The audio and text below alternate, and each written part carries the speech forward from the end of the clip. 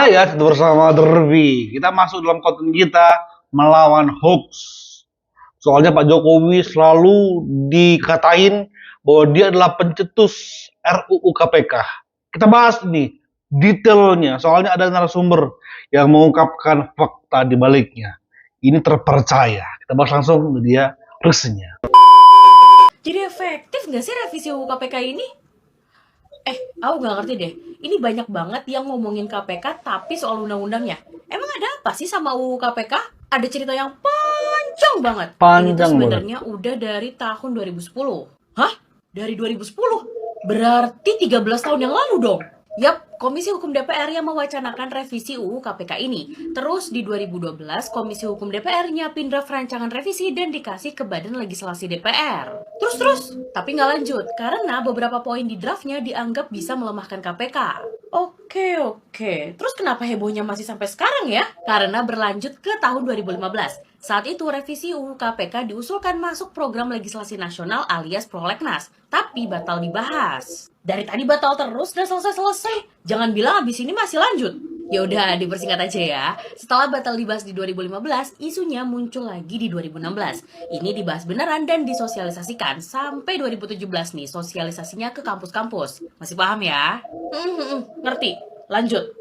Dari 2017 itu, isu soal revisi UU KPK cuma ngendap aja di DPR. Barulah di 2019 muncul lagi, di tanggal 5 September. Saat itu DPR setuju kalau revisi UU KPK jadi rancangan UU inisiatif DPR. Oke, di situ aja. Tahu kan prosesnya kenapa ini bermula? Jadi dari ini aja udah terbantahkan, bukan dari Jokowi. Tapi tenang, ada bukti yang lebih valid lagi.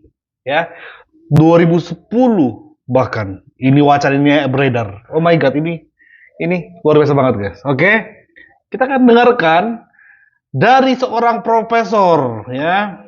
Saya tidak bicara sama sekali undang-undang KPK. Ya. Tapi yang bicara undang-undang KPK itu seingat saya itu Ferry, Bibif, Pak Emil Salim, Azumardi Asra, Tuti Herati Nurhadi, yang pada intinya itu Bapak harus kuatkan undang-undang KPK ini. Lalu Presiden waktu itu jawab gini, saya ini kan hanya presiden, tapi saya tidak punya partai. DPR-nya sudah mutus gitu, saya kan tidak menolak. Ini demokrasi. Ini presiden waktu itu. Lalu Pak Emil Salim, Bapak di belakang Bapak tuh Pak rakyat. Kata Pak Emil Salim waktu itu. Semua kan setuju. Terus gimana? Terus ada usul kalau gitu, karena udah disahkan, kalau saya tidak mau tanda tangan itu tetap berlaku dalam 30 hari kan. Undang-undang kan gitu pasal 20. Jika RUU sudah disetujui DPR 30 hari tidak ditandatangani berlaku dengan sendirinya sehingga Menkumham tinggal memberi nomor. Enggak apa-apa tidak ditandangani presiden kan gitu kan. Kalau saya tidak tanda tangan enggak berlaku. Lalu ada usul kalau gitu keluarkan Perpu aja Pak. Nah gitu kan. Betul. Perpu itu isinya apa Perpu? Ini darurat, rakyat tidak setuju. Kan gitu kan, rakyat tidak setuju. Oleh sebab itu katanya saya mengeluarkan Perpu bahwa RUU yang sudah disetujui oleh DPR dan pemerintah dinyatakan tidak berlaku dan saya tidak akan menandatangani dan berlaku undang-undang KPK yang lama. Ini usul. Nah, Presiden enjoy waktu itu Pak Jokowi. Wah ini usul bagus nih. Habis itu biasanya pertemuan. By the way, ini adalah video setelah Mahfud MD kalah pilpres ya guys ya. 6 bulan yang lalu diupload. Itu satu sesi, ini sampai 2 sesi. Ayo kita makan dulu, makan. Ini tertarik ini. Habis makan ketemu lagi, bicara itu lagi. Saya waktu itu enggak bicara di dalam itu. Karena saya sudah tahu trennya begini, saya sudah ketemu juga dengan 2 orang anggota DPR yang ditugasi untuk menggarap ini kan ini. Itu usulan pemerintah atau DPR sih Pak Mahfud? Saya tidak ingat, tetapi yang jelas waktu itu sudah disepakati itu berulang. Menurut saya itu DPR karena DPR kan udah lama. Kan yang dulu kampanye gitu kayaknya DPR-nya Pak Trimedia apa itu harus. Trimedia. Ya oke, sebentar ya. Trimedia, perhatikan Trimedia. Siapa sih yang mengusulkan? Mahfud MD bilang nggak tahu. Video awal tuh menerangkan 2010 itu perjuangan KPK, tapi nggak terwujud. Kenapa nggak terwujud? Ini cluenya. Ada Trimedia yang mensosialisasikan terus. Berarti kita harus tahu Trimedia ini dari partai mana. Semua orang tahu Trimedia dari partai mana. Kenapa 2010 dia gagal untuk meneruskan RUU KPK karena waktu itu partainya belum memimpin. Ya, mereka nggak punya power untuk bagaimana, bahkan mayoritas di DPR mereka itu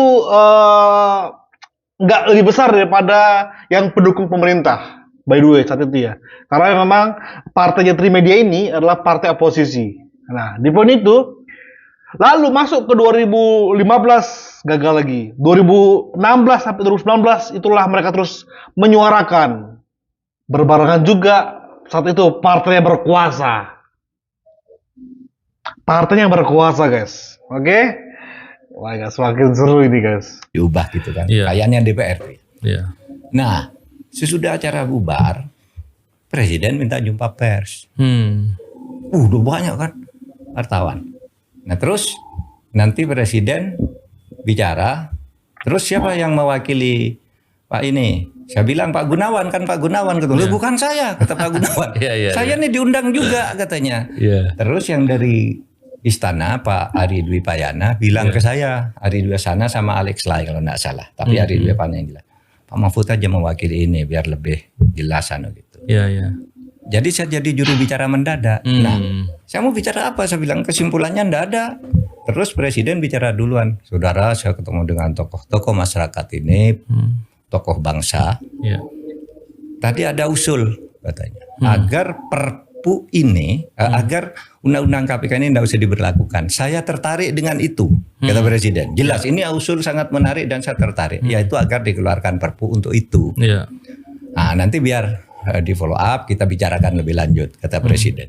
Tiba-tiba saya disuruh sekarang wakil dari peserta Pak Mahfud. Lalu saya teorikan. Apa syarat-syarat keluarnya Perpu itu? Gitu kan? Mengubah sebuah undang-undang itu satu dengan legislative review, dia bilang. Yang kedua dengan judicial review. Nah ini legislative reviewnya sudah selesai, tinggal diundangkan. Oleh sebab itu yang bisa mengubah ini sekarang hanya Perpu, dia bilang. Nah, kalau Perpu itu apa syarat-syaratnya dan bagaimana prosedurnya? Saya bilang ada syarat syarat objektif, syarat subjektif dan sebagainya. Nah, sesudah itu clear rame, rakyat seneng kan? Tiba-tiba 2 hari kemudian muncul itu yang usul ke Presiden tuh tokoh bangsa dari mana? Yang tokoh bangsa nih kami yang dipilih oleh rakyat, DPR kan? Teriak-teriak gitu. Termasuk pokoknya kalau Presiden mengeluarkan Perpu kami potong, kami tolak. Nah, terus terjadi perdebatan itu, ada pembentukan kabinet. Saya masuk ke dalam, diskusi ini belum selesai nih. Terus terjadi pembentukan kabinet itu. Nah, pada akhirnya Presiden tidak mengeluarkan Perpu dan ketika saya sudah di dalam juga tidak pernah dibicarakan lagi kemungkinan Perpu itu. Itu karena terus diundangkan diberi nomor. beri nomor ya Pak. Oke. Itulah kasihnya Pak Jokowi. Asli kasihan, guys. Tersandera. Seharusnya dia itu punya partai PDI ya, yang menyokong dia. Harusnya ketika dia minta jangan dukung RUU itu, karena saya nggak dukung. Harusnya saya PDI punya suara untuk melawan itu. Malah PDI yang bersuara bagaimana itu harus segera disahkan. Trimedia. Ini guys. Wakil Ketua Komisi 3 DPR Trimedia Panjaitan meyakini Ketua KPK Firly Bahuri akan menaati segala proses hukum. Hal itu disampaikannya merespon soal peluang pihak kepolisian memeriksa Ketua KPK Firly Bahuri atas kasus dugaan kebocoran dokumen penyelidikan korupsi di Kementerian ESDM. Polda Metro Jaya mengungkapkan membuka peluang untuk memeriksa Ketua KPK Firly Bahuri atas kasus tersebut yang statusnya sudah ditingkatkan menjadi tahap penyidikan. Wakil Ketua Komisi 3 DPR Trimedia Panjaitan menuturkan di tengah kasus yang terjadi, diharapkan tidak mengganggu kinerja KPK sebagai sebuah lembaga. Dirinya meyakini Ketua KPK Firly Bahuri tidak melakukan kesalahan serta akan mengikuti segala proses hukum yang bergulir. Itu kan otoritas mereka ya, tentu kita harus hormatin otoritas. Tentu ya Pak Tumpak kan sudah jam terbang luar biasa dan dia dari jaksa, itu dia punya ukuran dan mereka punya mekanisme. Sama seperti apa yang dilakukan oleh Pak Karyoto sebagai Kapolda Metro Jaya. Dua-duanya. Udah. Capek kita mendengarkan ini orang. Ini orang lah yang bagaimana untuk menyuarakan RUU KPK itu disahkan. Dia siapa? Bawahannya Hasto Kristianto. Bisa-bisanya dia sebagai DPR, sebagai jubir juga. Jubirnya siapa? Firly Bahuri, memastikan bahwa dia nggak terlibat kok. Itu. Jadi dia lebih tahu. Oke. Sebenarnya ya, Pak Jokowi itu terus bersuara, guys. Terus bersuara. Sampai yang puncaknya kemarin yang di Metro TV ya. Tapi coba kita dengarkan ya. Apa yang Pak Jokowi katakan waktu itu? Yang pertama, saya tidak setuju jika KPK harus memperoleh izin dari pihak eksternal untuk melakukan penyadapan. Misalnya harus izin ke pengadilan. Tidak. KPK cukup memperoleh izin internal dari Dewan Pengawas untuk menjaga kerahasiaan. Yang kedua, saya juga tidak setuju penyelidik dan penyidik KPK hanya berasal dari kepolisian dan kejaksaan saja. Penyelidik dan penyidik KPK bisa juga berasal dari unsur ASN, aparatur sipil negara yang diangkat dari pegawai KPK maupun instansi pemerintah lainnya. Tentu saja harus melalui prosedur rekrutmen yang benar. Yang ketiga, saya juga tidak setuju bahwa KPK wajib berkoordinasi dengan Kejaksaan Agung dalam penuntutan. Karena sistem penuntutan yang berjalan saat ini sudah baik, sehingga tidak perlu diubah lagi. Yang keempat, saya juga tidak setuju perihal pengelolaan LHKPN yang dikeluarkan dari KPK diberikan kepada kementerian atau lembaga lain. Tidak, saya tidak setuju. Saya minta LHKPN tetap diurus oleh KPK. Yes, ini adalah konten melawan hoax. Episode yang pertama guys ya, kita akan terus banyak menghadirkan untuk melawan hoax, khususnya yang dilamatkan kepada Pak Jokowi. Ingat, Pak Prabowo ini pasti jadi korban selanjutnya. Kita akan terus berusaha untuk melawan hoax yang diberitakan oleh mereka kepada Pak Jokowi, bahkan nanti kepada Prabowo Gibran. Support terus guys ya, kita akan terus menghadirkan banyak fakta-fakta yang unik, yang terbaik, dan yang real. Thank you.